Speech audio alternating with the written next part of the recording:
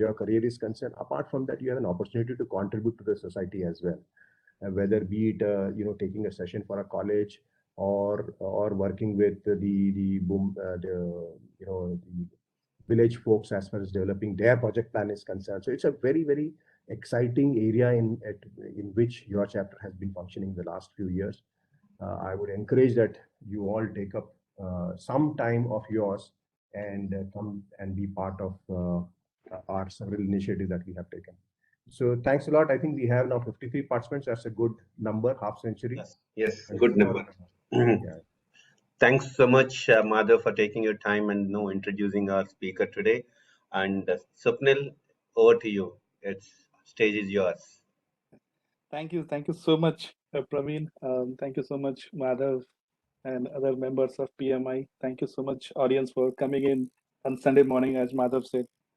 I'm going to share my screen, and I think most of you know the title of the presentation, right? You must have seen in the invite. So I'm going to talk about the value-driven approach today, and Madhav has already given the introduction about me. I work for a company called ServiceNow Software Services Private Limited here in Hyderabad. This is my third company. Okay, first company I worked for GE Healthcare. I was involved in product development, hardcore developer for almost 7-8 years. Then I joined a company called JDA Software, and that's where I did most of my value-driven approach or value approach development work. So at a large, this function falls under sales. Okay, so we were part of sales. And as we go along, I'm going to talk more about what this approach is, right, and how does it connect to product management, and how people are using it to use it for developing enterprise applications. And currently, for last 2 years, I'm working with ServiceNow. So this ServiceNow, the problem management team, this largely falls under support, customer support. So I have been in development, sales, and now in support. And what problem management does it, and most of you, if you have worked with ITIL processes, you would know what problem management is. Our objective is to make sure that customers' downtime is reduced, right? So whenever, so we have two main charter as part of problem management team. One, to predict the problems before it occurs, right? It could be your network hardware, it could be your software applications as well.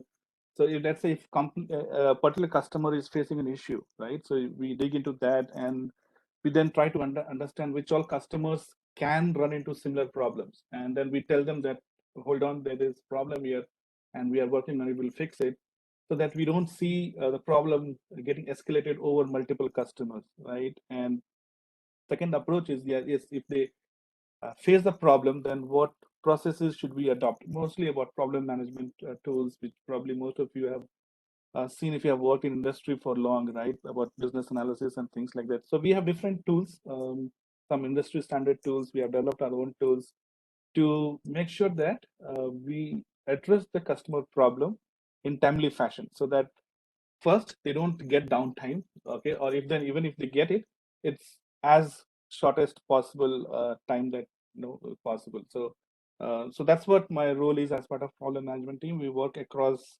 the geographies, across like 24/7, and we try to make sure that our customers do not face a lot of downtime. So that's the whole objective of problem management. So I've already given introduction about me. So I'm basically from Bihar, but I grew up in Hyderabad. I did my schooling and currently working in Hyderabad as well, and have published few books, mostly about Python. Python book is about doing very well in India and international markets. So that's all about me. I'm quickly move on to the topic of the day, which is value delivery approach, right? So what is value delivery approach? Okay, so we'll of course we'll get into that. Before we get into the whole of the discussion about value delivery, we'll just talk about the agenda that I'm going to cover. So I'm going to talk about value delivery approach, and that's where my main focus is. Like, most of you might be new to this approach. So what is this approach? How do we actually implement it? How does one go about following this approach? That's what my bulk of my discussion would be for today. And then we'll talk about the roadmap, and we'll take a case study where we'll see how a company, a healthcare-based company, actually implemented this and have got benefit out of this approach. So yeah, without wasting any time, let's get down to the topic. Okay, so yeah, so value delivery, right? What is value delivery approach? So the VDA, I might refer value delivery approach as VDA. So VDA is a process through which customer starts with value expectation, right? So we don't talk about features, we don't talk about the nitty gritties of what the software would look like. We start with value. Okay, so the whole project, okay, or whole process starts from putting value in front. Okay, and then we start developing product or solution. Okay, and we work to make sure that the organization actually achieves the value which they set out in the first place. Okay, so what are we talking about here? So we're talking about a method. Okay, we'll be talking about the method, and which is definitely high impactful method. Okay, and the outcomes of this approach is both quantified outcome like the ROI, return on investment, your say margin improvement, your sales improvement, cost reduction, things like that, and also a non-quantifiable like qualitative approaches or qualitative outcomes like customer sentiments, your you get video testimonials, you get testimonials from customers that can help you to go to next customer, right? And we talk about what customers have already spoken about your product in first place. So this value delivery is all about those financial metrics, about customer testimonials, customer sentiments, which will help you to get even more customers, right? So you make your current customers happy. At the same time, you can use this approach to get more customers, right? So let's dive in. And so I think everybody is familiar with the statement, right? The reason for any projects to exist is to generate business value, right? Whether you talk about corporations, large corporations, NGOs, and to many extent even the government organizations, right? They take up projects, okay, to generate business value, right, and to produce benefit to the end consumer, right? I'm not talking about customers. So in the chain you will have various customers, but we all work together for that end consumer, right? And to give them an improved product, better product, or an improved service, right? So the value is the reason for doing any project, right? And so if value is the reason for doing any project, shouldn't we put value in the forefront itself, right? And that's what this approach talks about.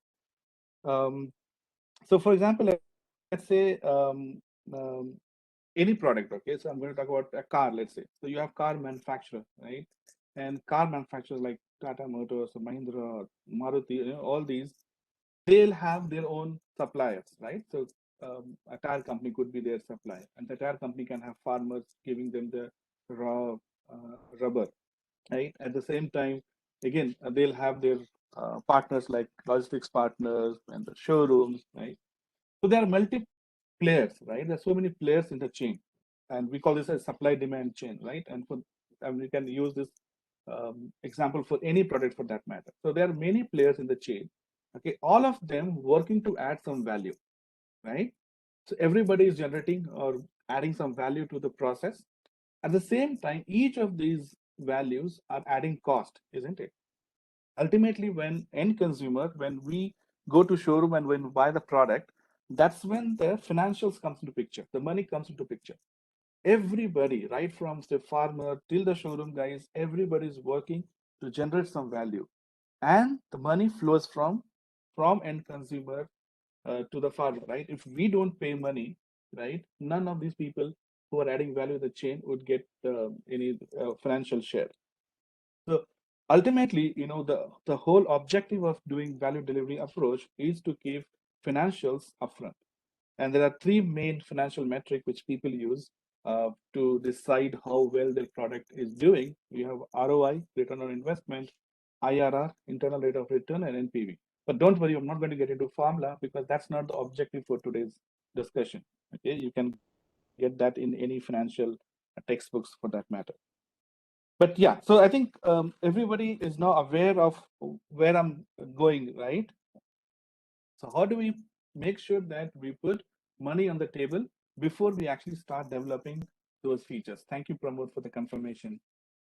Okay. Now, if you talk about the principles, okay, and this is what I have seen, and most of you, I would say that, who has worked in IT industry for quite a number of years of time would agree with me that there are basically 5 main principles on which any business would work, right? The first thing is the business objective itself, right? So the core objective of any engagement, project or process should be to meet customer needs and work towards exceeding their expectation. Right? Success is attained when a company attracts, okay, and maintains the confidence of their customers and other parties involved, right? Those stakeholders, direct or indirect stakeholders. And each facet of customer relationship offers an opportunity to provide more value for the customer, right? So that's where we start with business objective. Then comes the leadership of the organization. Right? So at every level of the org, leaders help create unity of purpose, we can say, and they give the direction where the company should go. Establish the status in which people are engaged um, in attaining their desired objectives. Right. So when leaders do so, the org will able to align its policies, strategies, resources to attain those objectives. So leadership is second key factor of value delivery approach. Then comes the engagement, the people, right? The people who work for the org. So engaging people is integral part of ensuring that the objective is achieved, right? Empowering, engaging people at every level is necessary for enhancing and delivering the value, right? Then the processes, right? The process approach to achieve consistent result more efficiently and effectively. It's good to understand and manage activities as interrelated processes, right? That work as a clear system. Knowing how results are produced by that system allows an org to optimize its performance, isn't it? So processes do play so important role. Then the improvement, okay, and again, we talk about Six Sigma or project management, everybody talks about improvement. So focusing on ongoing improvement is essential for org to retain, their competitive position in the market, right? And to keep on improving their performance day by day, right? Then comes the data-driven approach. Okay, we talk a lot about data these days, but this were part of your decision management process for long, right? Okay, um, so here, so this involves making decisions based on data, right? On analyzing and evaluating the information, the data that we have, okay, so that we get the desired result. Decision making can be hectic, okay, as it involves several types and sources of inputs. Their interpretation could be different. So it is essential to comprehend the cause and effect relationships, their uh, perspective, unintended consequences as well, right? So when decisions are made um, on facts and evidence, on data, it leads to greater confidence, isn't it? And the last aspect is the relationship. Okay, so yes, we spoke about all the 6 principles in separation, but then we need to make sure that all these work together for our stakeholders. So relationship is all about making sure that we have a better working relationship with our stakeholders. We make sure that whatever we do is alignment with their expectation, right? So when an org tries its best to achieve that, okay, achieve the goals, it'll improve the performance and the result, and this will lead to a sustained success over a period of time, right? So the value delivery approach probably, okay, is no different than probably any approaches that we talk about. It ties all of these together very well. Okay, so now this slide, if you see here, okay, and I've taken a random slide, okay, so there is no head or tail, but let's understand what this single slide talks about. So, like we've been talking about financials, right? We're talking about financials and how a project can give a revenue or money to the table, right? So if you see here, okay, the value delivery approach talks about three main components. First component is the cost, right? And this is very similar to the cost that we charge our customers. So it talks about cost. It talks about the timeline. Okay, so it's not that, so we don't promise that, you give us, you take this our product or take our services, and within 6 months, within 1 year, you will be reaching from point A to point B, right? So there's a phased approach. So maybe if you take 6 months to implement a project, these days we do implementation in a month or so, the cloud-based scenarios. But let's say for a complex application, let's say we take 6 months to implement a solution. Then the next 6 months to 1 year is where the company, your customer has to learn, right? They would learn how to use it. There will be a lot of bugs that we need to fix it. And they'll start seeing the benefit only maybe after another 6 months, right? And then slowly, as they keep on working on the project for more number of time, they become they will know in and out of the product, right? So the actual benefit, the full benefit, I mean to say, actual benefit probably immediately they can see, but then full benefit they'll realize over after, let's say, a year, after a year, that's when they will start seeing the full benefit. So this approach talks about the cost, the timeline, okay, the timeline of implementation, timeline of those staggered approach, the delivery, the value that they'll be getting, and then after a few months, the value will be the probably the maximum you will hit, right? And then if you have the cost and the timeline, second thing is the benefit, okay. Now the benefit, okay, so and there is a vast amount of change to how the sales process has changed over years, over the last few years, okay. Now people don't talk about features. They say, okay, if I take your software, if I implement your solution or service, if I take your services, how much benefit I'm going to get? And that's where the challenge is, right? Cost, we've been doing it for decades, right? Timeline we know because it's our solution, so we know the timeline. But the benefit is where there's a lot of challenge, okay? And it might look a challenge, okay? But I'm going to talk about a couple of examples towards the end, which you will see that companies are doing it. So it's not something which is out of box, something which is on paper. People are actually doing it, okay? So when you have all these things together, you have timeline, you have cost, you have benefit quantified into dollars, then you'll be able to draw a graph like this, which talks about, first you see minus 50, let's say it's $1 million, let's say, or 50K, whatever. So first is when you're incurring the cost, right? You don't get benefit right from day one. The first year, your cash flow will be negative, isn't it? That's when, okay, your effort of implementation and all those things goes into that first year. Second year is when you start seeing the benefit. And that's what you see, 20, 15, 8. Those are the benefit you are realizing after implementation. And that the orange line where it meets that x-axis, that's what we call as break-even point. So that's when the company who has invested money in the project or the process, they have recovered their cost. Okay? And it's not just the simple cost, we bring in the time value of money, those concepts as well. So that's when after 3 years, after 2 years is when you will actually recover the cost. And after that, whatever you see is the benefit, is the real benefit that you're going to see. And see, when you talk about the people who are decision makers, the CXO level, the CEO, the CFOs, right? They look at this number. Okay, so when a project manager says that, okay, we need X amount of dollar to do this project, they'll say, when will you give me back those amount, right? And they look at this. So this is the slide which actually can lead to approval or disapproval of your project, right? That's why it's important for us when we work with different project, different customer stakeholders, we need to keep this in mind, okay? Now, okay, so I feel that this is the one slide. If you have to take one slide out of the entire discussion of next 1 hour or so, I would want you to understand this. Okay, so here what I've done is I've taken an example, and if you read this, probably it is mostly from supply chain background because that's where I've worked for bulk of my career. So we talk about product feature, right? So we talk about the new algorithm. We say, okay, if you develop this algorithm, okay, this is going to improve our forecast accuracy.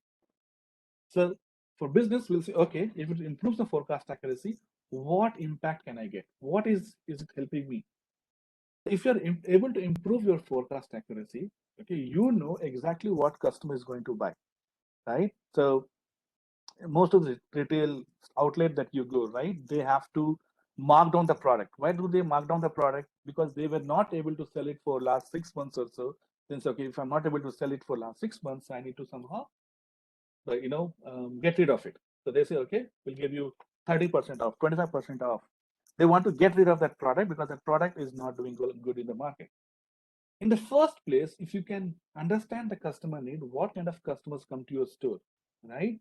You will get the product which actually customer need. Okay, of course, it's now it's not possible to forecast to accuracy of 100%, but definitely you can improve your accuracy by 10-20%. So it will lead to more revenue, right? It'll lead to increase in revenue. Okay, and when you talk about increase in revenue, your business partners, okay, the finance people, the decision makers, then will start hearing you. Okay, you talk about we'll give you this, we'll give you that feature, we'll shorten the implementation time. Okay, now if you talk about shortening the implementation time, how does it impact the whole business, right? So if I have to wait for 1 year to actually see the value, if we shorten the implementation time, I'll be able to see the value within 6 months or within 3 months. So your break-even point is coming closer, right? You don't have to wait for 24 months to get your money, but you can get it in 12 months or maybe 18 months or so, right? So every feature, every benefit that you talk about as part of your digital transformation journey, right? And you have to tie up with financial implication. So once you tie up with financial implication, the next part is what is the impact? What is the benefit? Okay, that's where the past experience. There are a lot of third-party companies. They come up with this kind of research.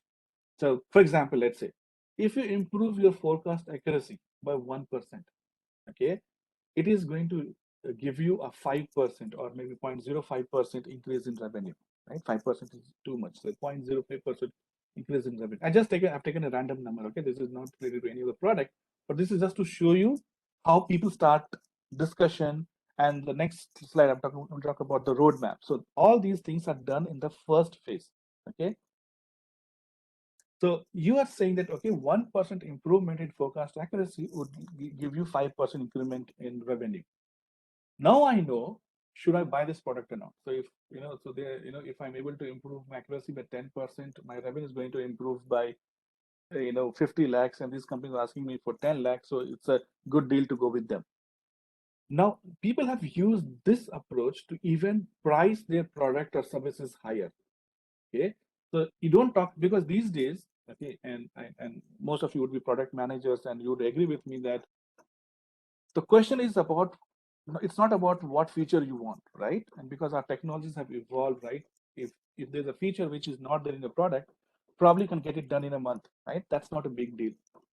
But the problem is, what feature would company need, right? That's where the whole project management focus is about. So here, when you talk about this language about financial improvement, and this number, okay, it's not made up number, right? You have your experience, you have your industry data to support it.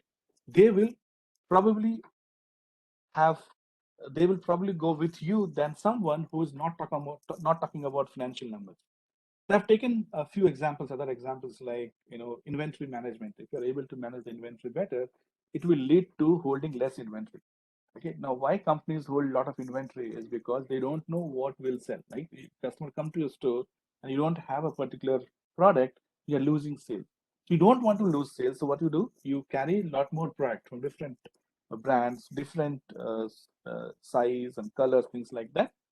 And when you have to hold inventory, for retailers, they have to have a larger space, means larger rent they need to pay. They would also mean that a lot of cash is you're held up in the inventory, right? Only when you sell, you are getting back your cash. Otherwise, you have to hold so much of inventory. But let's say if you're able to plan your inventory better, you know exactly how many products to sell. And again, in automobile industry, we talk about, in manufacturing, we talk about just in time, right?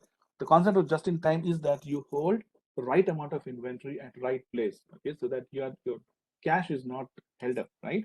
So you can straight away see that there's an impact on the cash flow. Okay, you don't have to spend more on it, and and everything everything that we do as a part of product development or the feature implementation has to have a financial impact. um, so one more example I'm going to talk about is, let's say, the third last that you see here: reduce manual tasks by automation. A simple process of automation. Okay, now how does that help? Automation would mean that someone, I'm talking about, here labor have used from manufacturing perspective, but that happens in any industry, right? Someone who's working on that particular process will be able to save his or her time, right? So you say that, okay, if you automate it, you're going to save 30% of your time. And you know that 30% of salary, and I'm talking about your CTC, right? That would be a huge saving. Now, of course, it doesn't mean that you fire one out of three people, but it means that when you're growing tomorrow, right? When you're every company strive to grow, isn't it? So tomorrow, when you grow, you will not have to hire more people. You can do with less. So, so you see that, right? I think we all know this connection, but now we are putting down with numbers. We're talking about 30%, 2%, 3%, and then you can actually feed back into the previous graph which I showed, and you'll be able to come up with a graph like this, right? So that's what the value delivery approach is all about, right? Any questions so far? I think you have Q&A sections. You can put your questions, and towards the end I'll take them up. Okay, so that's all about the value delivery approach. Okay, now how do we achieve that? Okay, so the next part of my discussion would be, how do we achieve these things, right? How do we achieve what I've just mentioned? Okay, so I see a question. Okay, so okay, BPS. So BPS translates to basis point. Okay, so let me go back and tell you. So when I say 0.05%, okay, so 0.05%, okay, will translate to 5 BPS. Okay, now it's not exactly 5 BPS. So when you talk about percentage, we also talk about denominator, isn't it? So if I say 50%, it means 50 by 100, and then if I say 50% of 50%, it would mean 50% into 50%, which probably would be 0.25%, isn't it, of overall thing. But BPS, it says that, let's say if my margin today is 40%, and tomorrow the margin, okay, so not tomorrow, but let's say next year, okay, if margin increases to 40.1%, so the 0.1 is the improvement. So we don't say 0.1%, right? Because in terms of percentage, it would be probably higher. We say that 10 BPS. Okay, so it is per 100. Okay, just like percentage, it is per 100, but it is not division. Okay, it is absolute value. So if you are moving from 36.6 to 36.7, it is 10 BPS. If you move from 36 to 37 percentage, it is 100 BPS. Okay, so for BPS you need 2%, and difference of those 2% is BPS. Okay, there's one more question which, yes, 1 by 100, perfect. So there's one more question which I missed, but I'll come back to it towards the end. Okay, so yeah, so this is an example of value roadmap, and you can put the entire process as part of these three stages. The first stage is your value discovery. Okay, and then you have value delivery, and then the last one we talk about is value realization. Okay, so of course the customers are biggest asset, right? And one of our top priorities is to retain them, correct? And research have shown that it cost you at least 5 times more, okay, to bring a new customer than to retain a new customer. Okay, so the retaining a existing customer, okay, not new customer, existing customer. So retaining an existing customer is a lot more cheaper than getting a new customer, right? So this value relation tool, or the approach that I'm showing you here, is so much important to help your existing customer and show them that benefit that you have produced with the work that you have done for them over the period of time, so that you can get newer projects from them. Okay. If they don't understand, if they don't realize the benefit that you are getting to the table, more likely that they're going to leave you, isn't it? So the whole journey about value realization or value delivery approach has to be specific and actionable, right? So we'll get into each of these areas. Okay, so first one is called value discovery. Okay, now value approach talks about what, who, and how.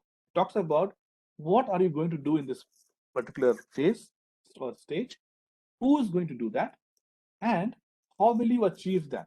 Because I'm not going to get into details. We can, maybe have, if there's a lot of demand, we can have a separate session to get into details, but I'm going to give you at a high level how people actually do this.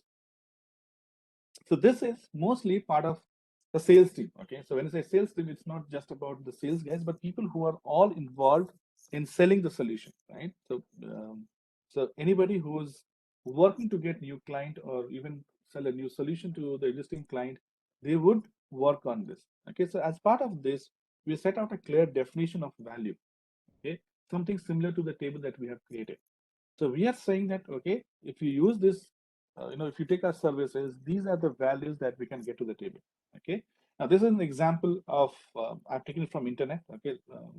I've not worked on this. Okay. It's a random picture from internet, but this actually helps us to drive the message which I wanted to talk about.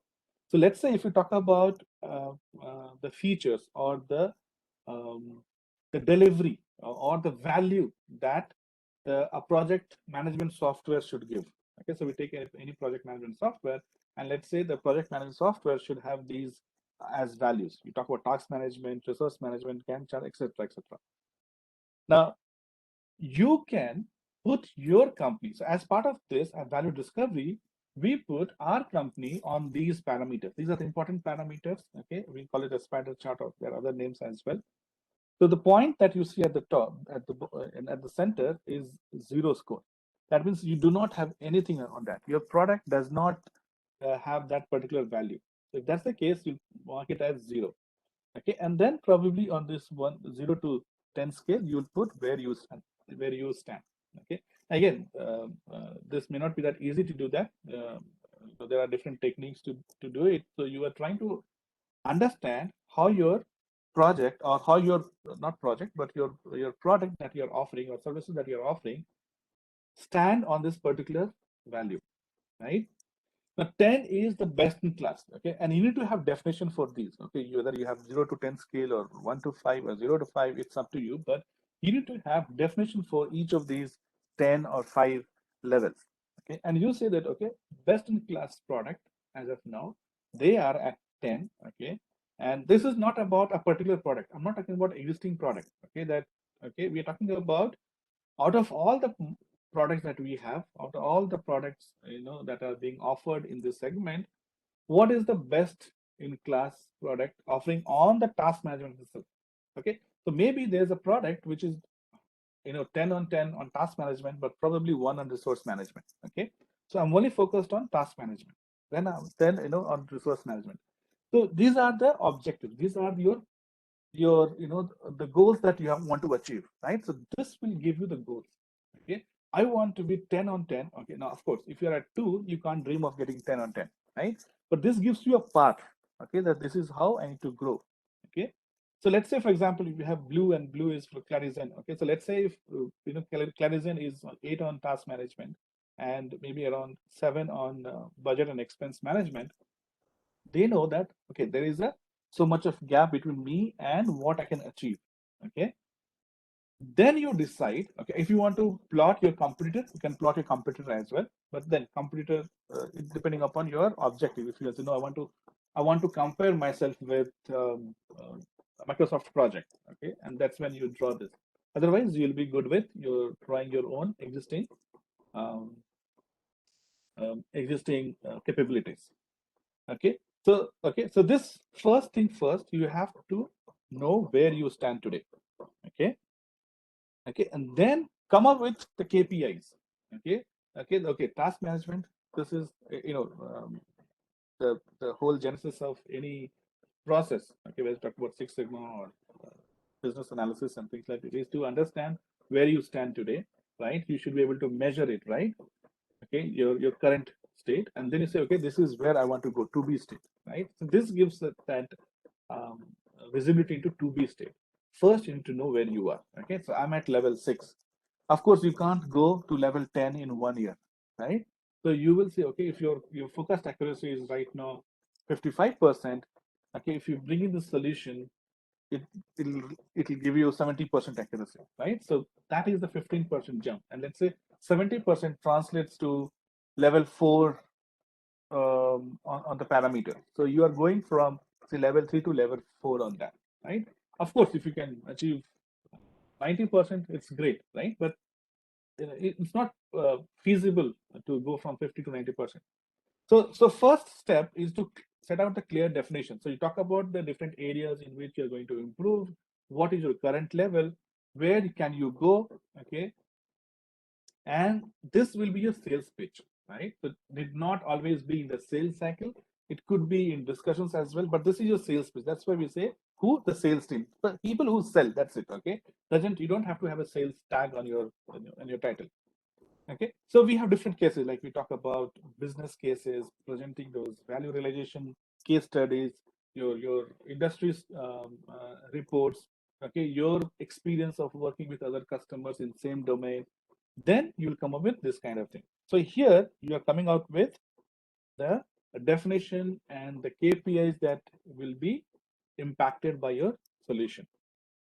The stage 2 is all about delivery. Okay, and that's where most of us would come into picture. It's about, okay, so you have already set out the path. Now how do I deliver it? Okay, so this example of a healthcare thing, but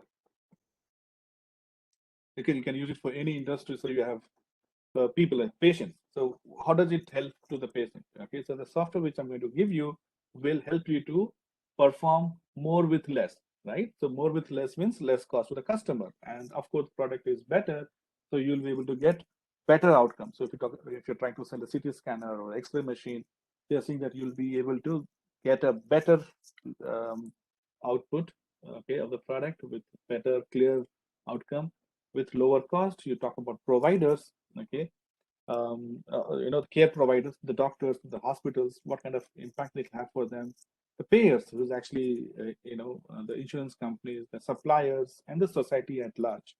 So you talk about the benefit, okay, that will be delivered to each of these stakeholders when you implement it.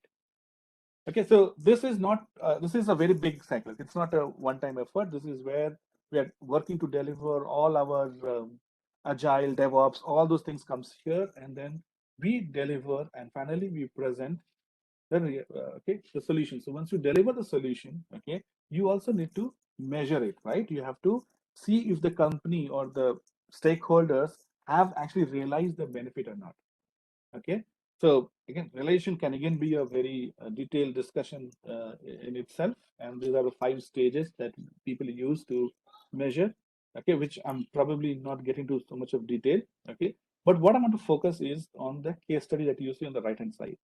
Okay, so this is from Blue Yonder, my ex company where I work. I've taken this from their website. Okay, so this is a public domain. Now you see here, okay, Mahindra and Mahindra, they have increased their revenue by 10% using inventory optimization solution. Okay, now here you see the code that you see on the right side. You can see a mouse cursor.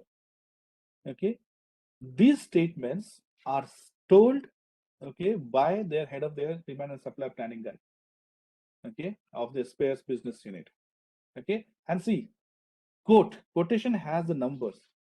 Okay, response time improved to 40%. Business revenue by 10%. Okay, forecast accuracy by 10%. These are the benefits that you need to work. Okay, so companies these days, okay, they are putting a lot of resources, and all the companies, okay, my current company also, they are into this. Most of these companies, they are putting a lot of resources in value realization, because this is the key, right? When you and see, a lot of ambiguities can occur. Okay, so if you implement a solution and the COVID comes and your revenue goes for toss, right? Whether you blame COVID or you blame the product, right?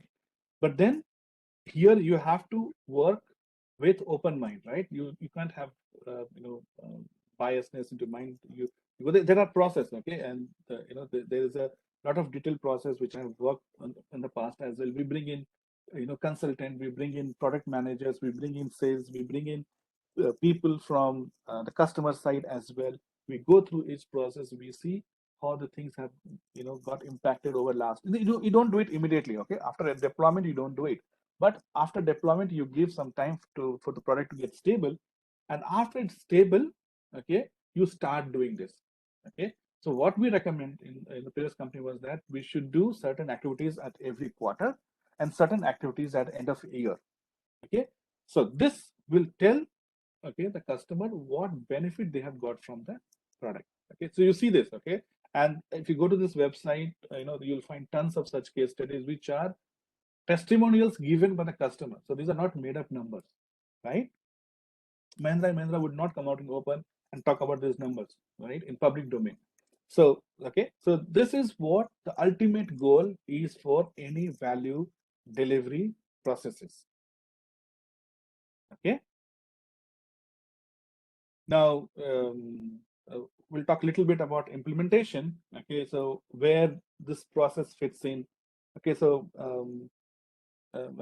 so people are earlier, when we create a product roadmap, we call product roadmap. We put features. We say, okay, this feature takes 2 months. This features will take 3 weeks, right? And we build this feature. But right? And okay, so somewhere the value delivery approach works with agile. Okay, so that you can't be talking about features which would be delivered 6 months down the line, right? And it is at a high level when we create a roadmap, right? And the product managers create roadmap for next 3 years or 5 years. So when you create a roadmap for 3 years or 5 years, as a product manager, that okay, some of those things are just for representation purpose. You would again revise that roadmap after a year or so, right? But when you pitch this to your customer, when you show this to your customers start talking about, they start thinking, not only your customer, even your sales team will have this roadmap, they fit in the brain, and they can start promising to the customer, oh, this is what we will get you after a year. But that after 6 months, after 1 year, the product roadmap will get changed. Definitely it get changed, and the feature which your sales team has promised may no longer exist. So instead of putting the feature, what it says is put a value. You say that we are going to improve task management. So maybe in the near term, you have your um, you know uh, roadmap which is more accurate. But when we talk about longer term roadmap, you don't talk about features, but you start talking about the value from. So this is, so the problem I was talking about the roadmap is that the names of features do not communicate well with the stakeholder, right? If what they're interested is in, what problem is it going to solve me, right? What problem are you going to solve for me, right? You talk about XYZ features, well and good, but that may not give them, that may not communicate to them what problem you're solving, right? That's one plan. Second plan is, which I mentioned, right? It's too far. The third thing is, as I said, the sales team will fit this roadmap in their brain, right? And they might start selling something which will be coming after 4 years, which as a product manager, that may not be true, right? So there's a lot of problem with feature roadmap, and that's when we start talking about the value roadmap, okay? So here the focus is on the financial, the focus is on the value, on the outcome. Okay, so the questions gets popped up and it just goes away in few seconds. Okay, so I can see the questions are coming in, but maybe I have just a couple of slides to talk about, and then we'll get into the questions. Okay. So your value focus has to be correlated with your NPS or your end objective, and then we're talking about the value before you talk about the features, right? And that's a value-driven culture which is getting promoted by performing value approach.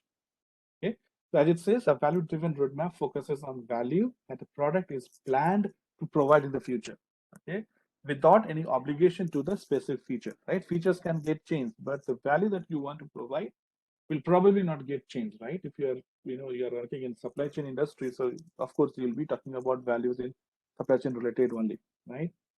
So, okay, so it goes well with your agile planning process. It goes very well. Okay, and where I see is, so when you talk about waterfall model, right, the old practices, it's the focus was more on project management, right? And then we talk about agile. You're trying to bring the requirements phase, the BA and PM together, isn't it? And then not about DevOps. So in DevOps, you're trying to bring deployment phase also together. So you have BA, PM, and deployment all working together. But when we talk about value delivery, we also bring in the sales aspect, okay? From where the customer is actually looking for you at the product. So you are bringing the sales aspect with these three, okay? And that's, okay, so see, this approach is quite new, okay? We don't have a lot of content available in public domain. Most of the things which I am talking about is based on my experience, which I have seen working in this domain and what I have read a little bit, okay?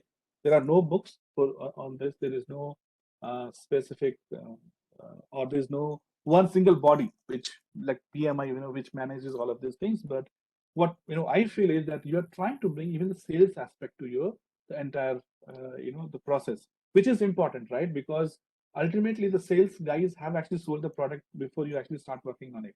So how can you leave that part out? Okay. So this is a case study.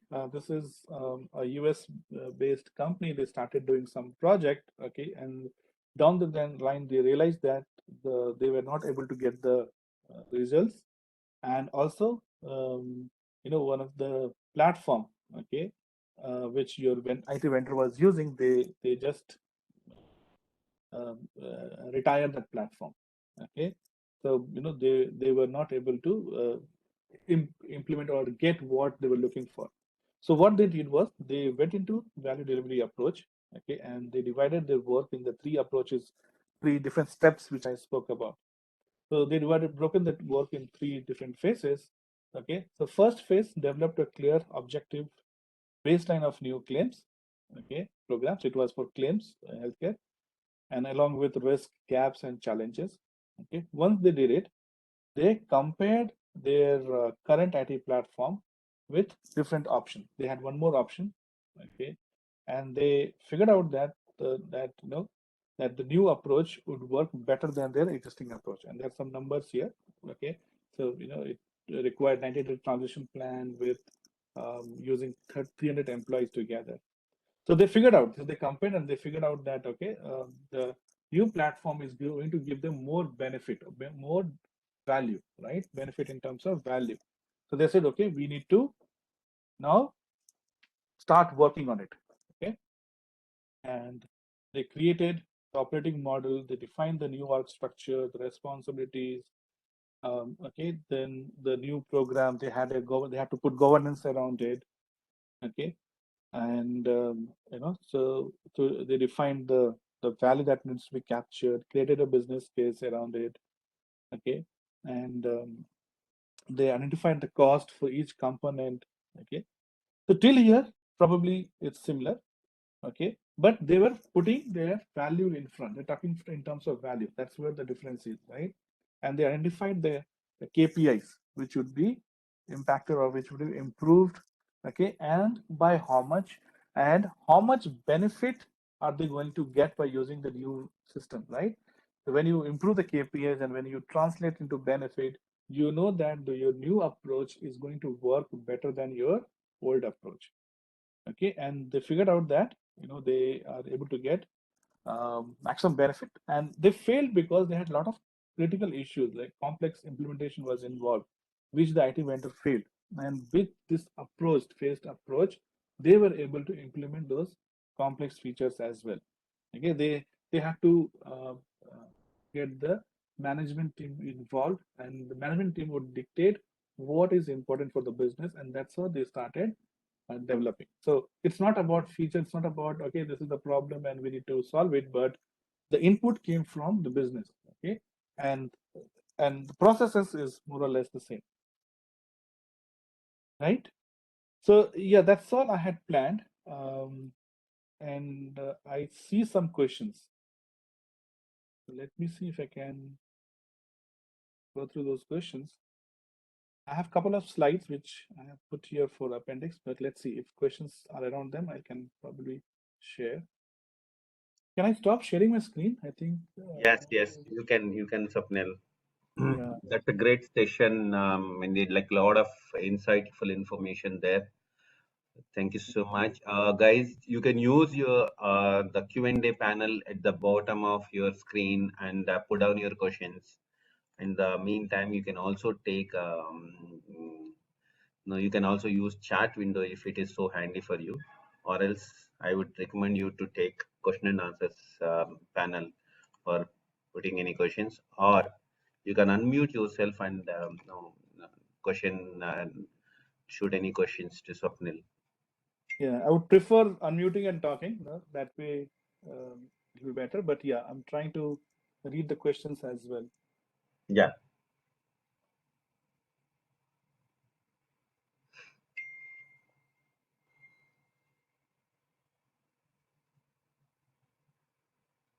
Somebody was saying very informative session, Swapnil. Yes, Thank please. you. Yeah. Praveen, I'm not Use able to see information. the questions which were No, no, posted. it is chat window. They are like typing in. Okay, okay. Tulsi Ram says information and awesome presentation. Then, yeah, we cannot unmute. Who was this? Okay, let me try unmuting.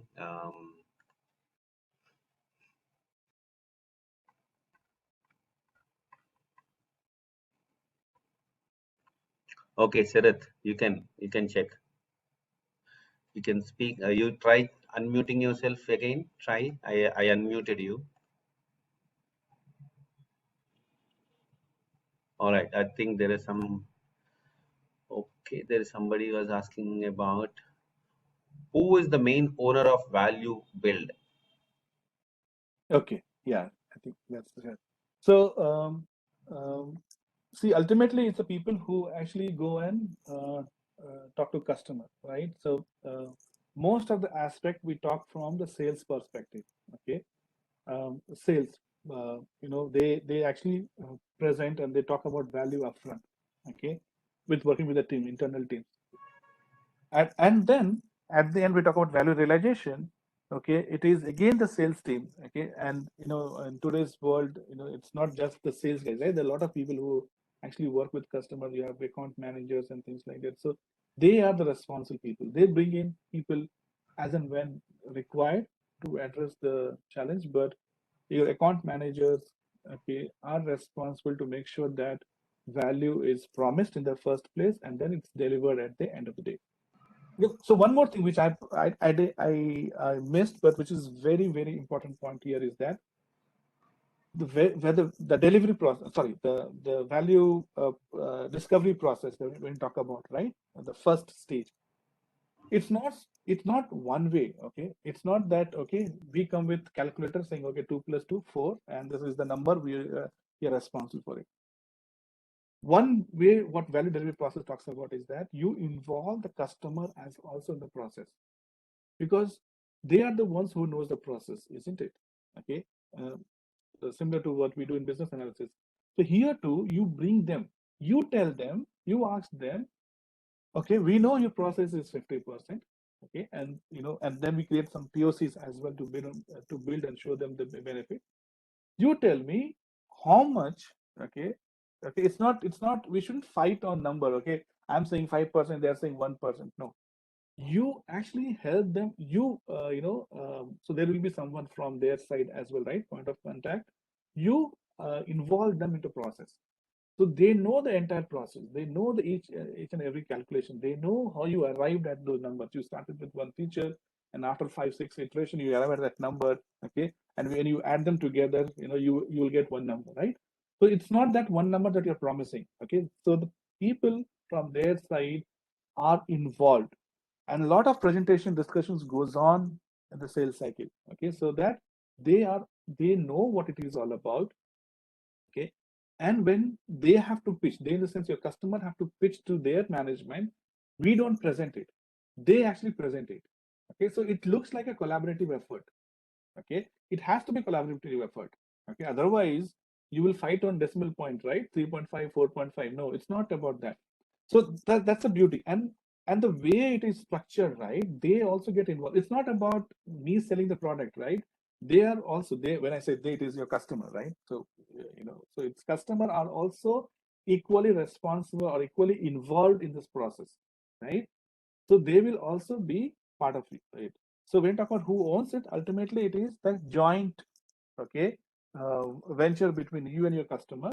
But yeah, the all those things will be with the account manager, and and every process, but it is a joint venture.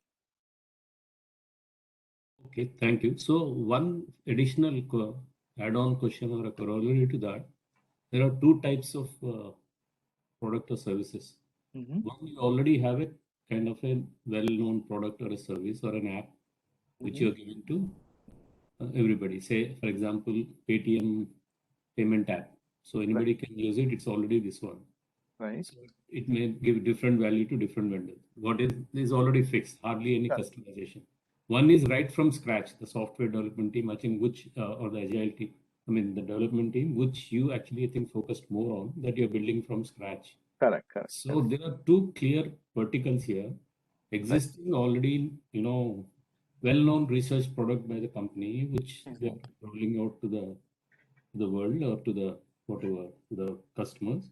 One is right from scratch. When you do what you're saying, customer has to is involved, because different app or different whatever service for each customer you are Correct. building right from scratch, and that's where Gantt chart, right from project kickoff, all that. But once you already have a product or a service established and well known in the business, and Right. people just take it as this one. Or for example, even AWS, True. so AWS is already a well established. How you customize yourself is the organization's plate, whether you're taking it as a IaaS, PaaS, or SaaS. Right. So that's where at that time, say for a company like AWS or Paytm, they already have customized or commoditized kind Yeah. of products. Yeah. True. So True. that's where the internal R&D team or the product manager keeps his ear out, or interactions with customers. And then whether you're calling him account manager, product manager is like, I think you played a role as well, right? Right. That's Yes. the Yes. key between this. So just that distinction is very clear between a already established and versus a right from scratch. Right. That Right. in right from scratch, of course, like you said, customer plays a very key role because you are making it for him. Right. Right. Right. Right. Whereas the generic product, you're Right. not. Yes. So that, So yeah. yes, I think you brought out a very good point. In fact, see, whether it's B2B or B2C, it doesn't really matter when you're building, scratch from scratch, or because most of the concept what we talk about holds true. But yes, when you talk about those improvement, right? We did face a lot of problems. Okay, when Mhm. we were trying to implement the solution, because you Mhm. don't have a lot of value on table, because already they are realizing some value. Okay, Mhm. so Mhm. so I accept to your point that, okay, whatever I have spoken about holds very well. Okay, very good. Irrespective of the product. Okay, irrespective of whether you are selling to a business or you are developing a solution like AWS, it holds true, and you can talk about the benefit. But yes, so this process still needs to be evolved. Okay, for improvement. We did some work on that. Okay, and even so even more difficult, when you are, as you said, right, when you're trying to improve your own solution. Let's say if competition product is Yeah. there, right, then Yeah. still it's Yeah. easier. But if it is your own product, okay, but see, there has to Mhm. be some improvement when you're doing it, right? When you, let's say, Mhm. you're able to bring, I'm just taking example, let's say you're bringing machine learning module, which was not Mhm.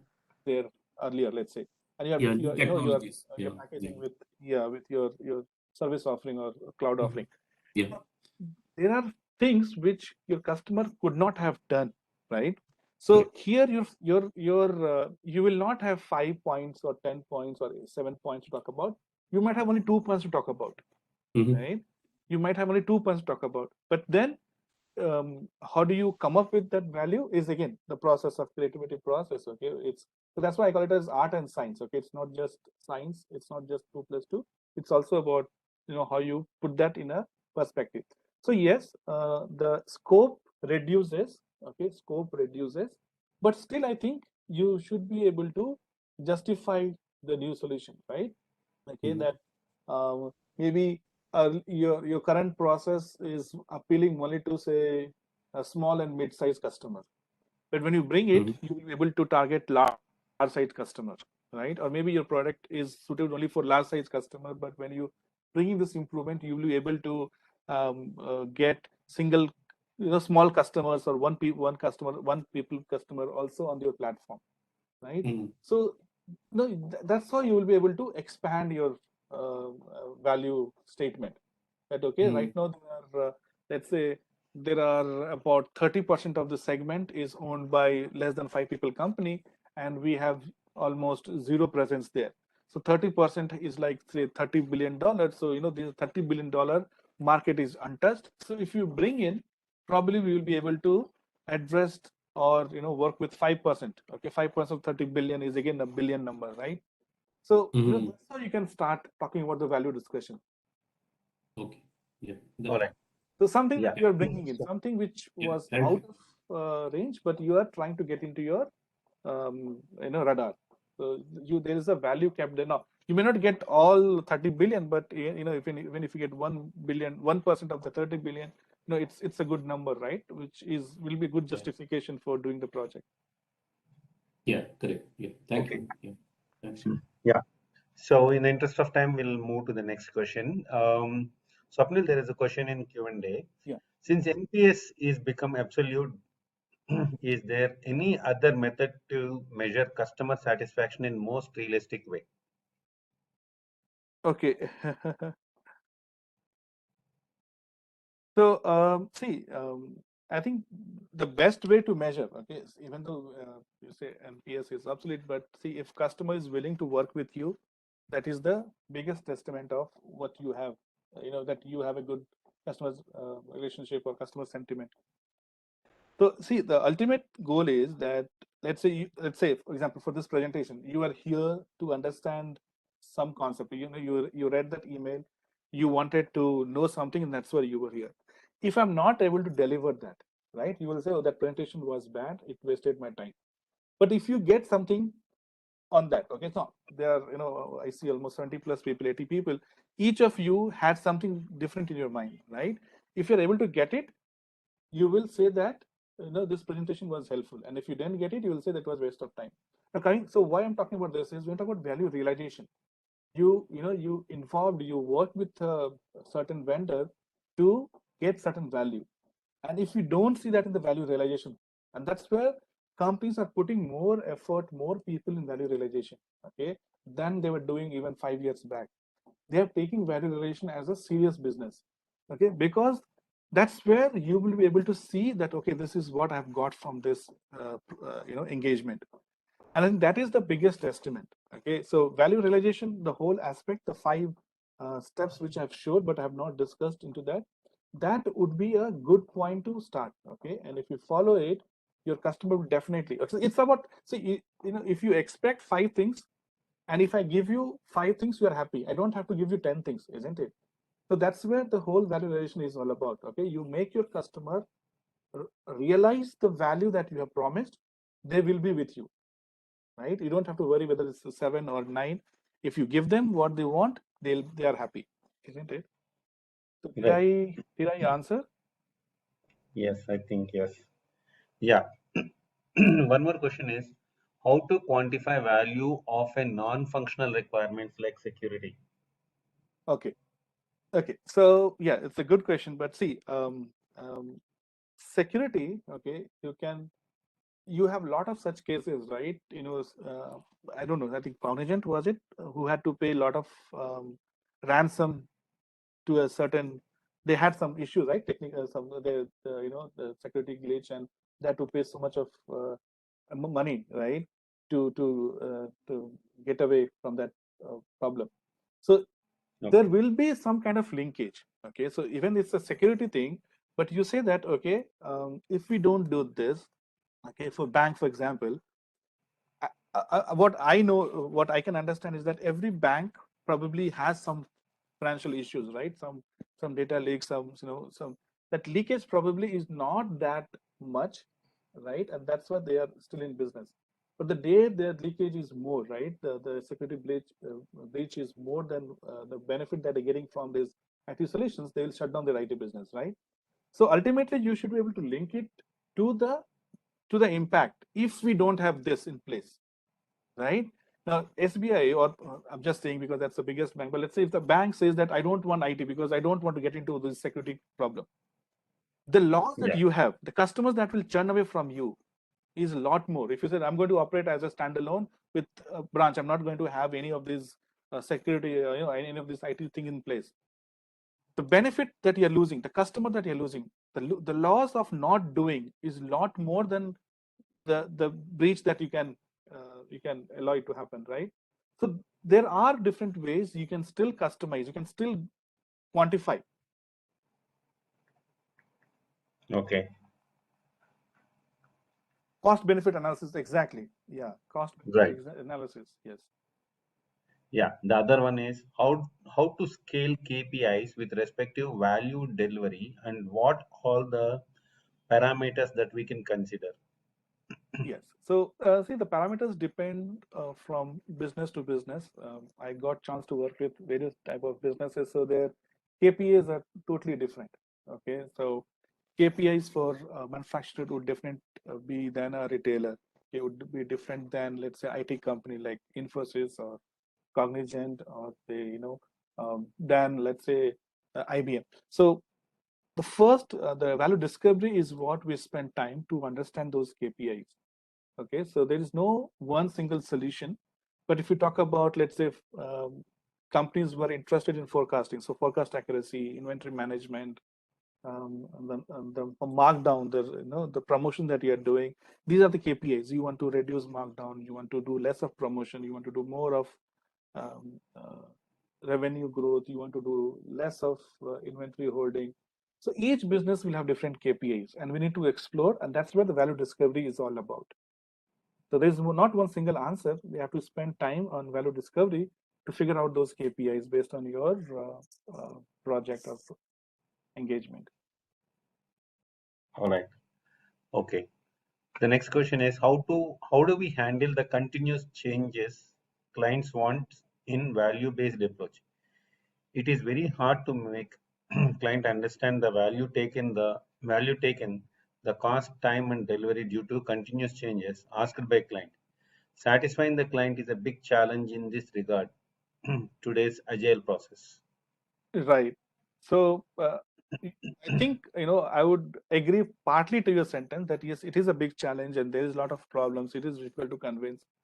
But when you change the discussion to value, right, the game changes. Okay, so value, if you talk about, then you will not have these changes. You're not promising them that I'm going to give you this feature. They may not understand the particular feature. But when you say that, you will not have problem handling customer returns, right? So let's say you have uh, um, a business where there's a lot of errors that goes into the process, and because of which customers are calling back, returning a product. You're sending product A to, supposed to send to customer A, but you send to B. A lot of things, if you're able to improve it, they don't want you to tell them the features. Okay, if you tell them that your customer return will reduce by 30%, the discussion will end there. Okay, now whether it's 30 or 25, you discuss with them, right? But when we talk about the pain point, we talk about, that this is the biggest pain point, right? Most of the time what we do is, and we read the annual reports, the CEO's interview, the quarterly statement of a company. When we have a discussion with the product team, okay, the operations team, the product team, they may not know what CEO is talking about.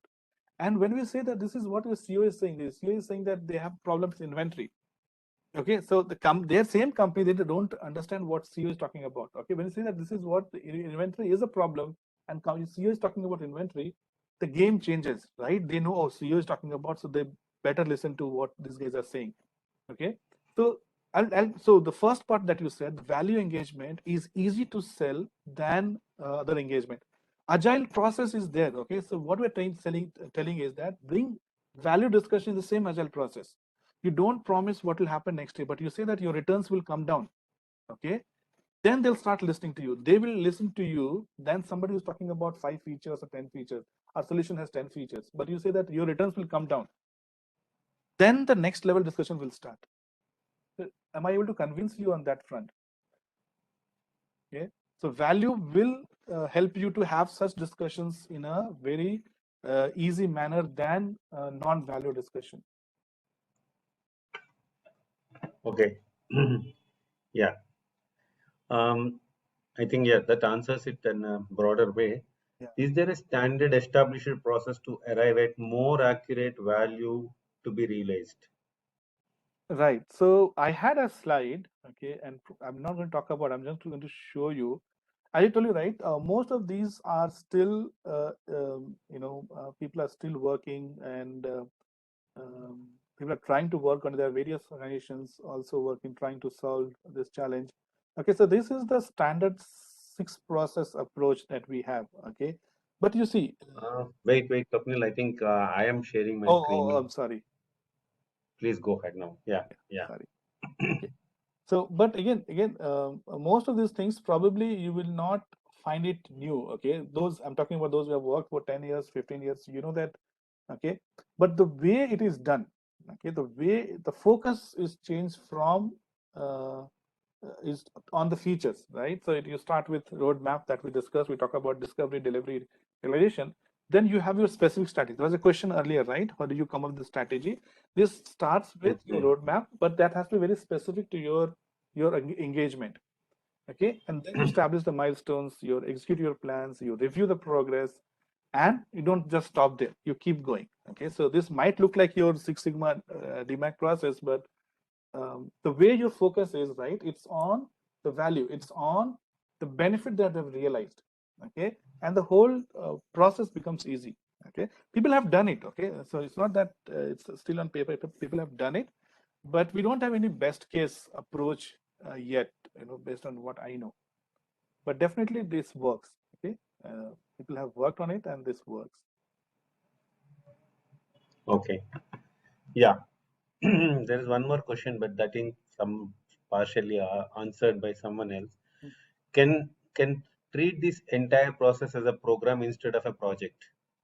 It is a program. Okay, so let's say if I'm not was clear, the project is still the same. Okay, it is a program. Okay, and it requires a bigger mindset change. Okay, maybe as you alone may not be able to do it, but it requires a bigger mindset change. Yes. Yeah, I think those are the questions that we have in the chat, as well as, okay, one more. In a situation where anticipated value delivery drilled abnormally, what will be the corrective action? Okay, so you're talking about realization not according to the delivery or the what was discovered. So if I'm just trying to understand the question better, so when you say abnormal, that means that what you promise at the discovery stage is not what you at the realized stage, right? So see again, so here it is not like fight. Okay, so it is not that you're promising. It's an engagement where you both in the sense your team as well as the customer team were engaged. So if you see there's a mismatch, okay, there's something which is not approved, get into that. Why was it? Okay, whether we did not understand the process completely, whether we did not take the right data into consideration, right? Okay, and then we have to work on it to understand why it went wrong. So it is I just said, right, that's why we engage the customer also in the discovery stage. Okay, it's not one-way process, and customer, when you see that something is wrong, something is not delivered, we get into the detail. Okay, and you figure out, and that would be the learning for both of them, right? Yeah. I think that's all we have. Any other questions, anybody? Any other questions, anyone? Okay, I think I can grab the screen Yes. from Swapnil again. Yeah. Oh, I'm sure. okay, so yeah, Thank one you, thing I would everyone. like to, yeah, one thing I'd like to bring it up is Swapnil was one of our members, a participant in a PMIPCC's member speakers initiative. Yeah, so it's a kind of growth that you can see if you. I mean, we request everyone to come and participate in the member speaker initiative. So who knows, like one day you also will get a chance to speak in a knowledge sharing session like this. So thank you so much, Swapnil, for your time. And it's a great interactive section. We'll guys will share the screen. No membership speaker initiative link for the registration. So you people can register for any of the topic that you wanted to talk. We'll evaluate it and we will try to deliver. You all can know record a session, or we can deliver through this knowledge sharing sessions or through a YouTube channel. Some whatever the means that is possible to reach to the maximum audience, will take that particular initiative and make it further. Okay. Yeah. So I think this particular session is to continue carry you 1 hour one PDU in the strategic triangle of our PDU codes. So please record, please make a note of it. We also will send it to you through mailer, but even in case if anybody wanted to make a note of this particular PDU code, you can straight away do a climb using this particular code and get your PDUs accumulated. I'll just stay on this slide for a minute. If you wanted to make a note, please make a note, and you can start doing your self-claim under your PDUs.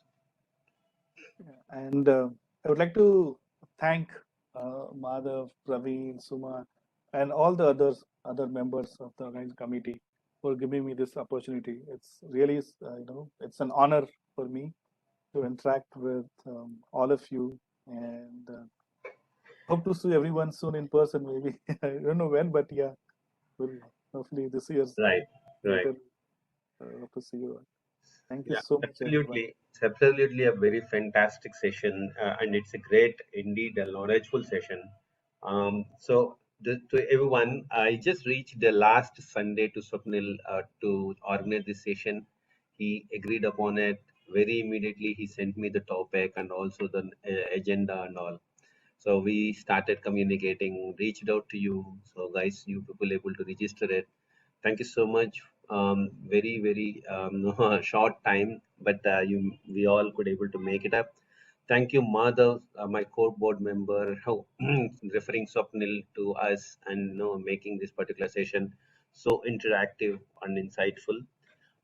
Thank you all other co-board members who helped us for communicating this particular event to reach to all the different PCC members and also to others who can register and get the get join this particular session and get use about it.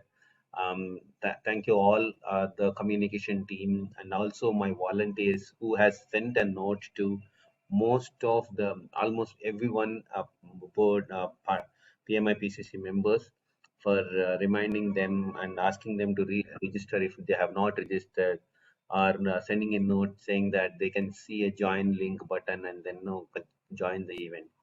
Thank you everyone who has helped us to make this particular knowledge sharing session so successful and knowledgeful. Again, no, it's not end of the sessions. We are coming up with many other sessions in the coming up days. Maybe a couple of more sessions coming up in February and also in the month of March. We'll be listening to many different sessions in the coming up days. And also, I request all the participants, if at all you have any other topic that you wanted to discuss on, or you wanted to get some insight about any of the topic, do reach out to us. You can send a mail to me or to membership ID or to any of the credentials we have. So please send your information and any kind of request that you have. We are happy to organize that particular session to you. So yeah, you can just check inside the chat window. Suma has posted two mail IDs, so you can write that particular request to the membership at the rate PMIPCC or events at the rate PMIPCC.org. Then you can get that particular. We'll try to organize that.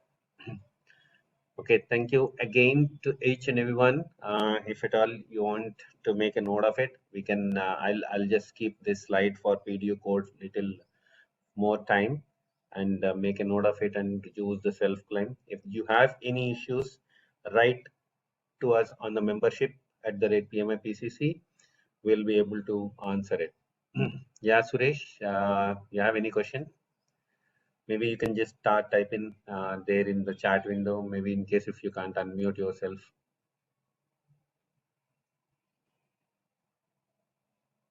Let me see if I can able to unmute you.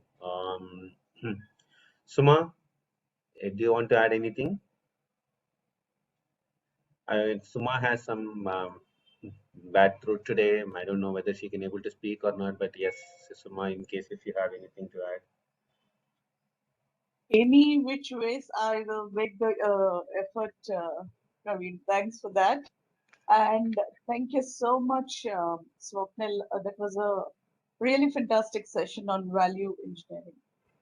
And really, this, what we talked about, the member speaker initiative, this we have started since last year. And we are so looking forward to give many of our members a chance to speak in this forum, and we will look forward to more and more speakers among our members as well. And just as a side note, this doesn't stop us from referring speakers within your network. So please go ahead, and we are looking forward to fantastic sessions such as this. Thank you so much, Praveen. Thanks, Suma. Okay, so yeah, I'm just keeping the screen little further time. If you want, you can make a note of it. And if there are any other questions, you can just shoot me, myself, and Swapnil still be available for answering any of the questions. Again, thank you once again to all who has taken time on Sunday and participated in this session and get some insightful knowledge about it. Thank you, Komal. Thank you, Madhav. Thank you, Praveen. Thank you, Sita. I see. Yeah. Thank you so much. Swapnil, you have a patent on machine learning and IoT based pets health Right. system. So Yeah. in the meantime, if there is time, you can just share something what you have done on this particular Right. Yeah. reading So, or getting this patent. so let me see if I have it ready. So it just came up. So I met a couple of professors in a conference a couple of years back, and that's when the discussion on this thing started. We were together for a conference, and the idea of using something for patient care, because I worked with healthcare industry for some time. And so these guys were doing it. They wanted me to bring in the machine learning aspect. So let me see if I can quickly pull up slide. It's on my LinkedIn as well. But I suppose the screen is off. Yeah, I'm just trying to pull it out.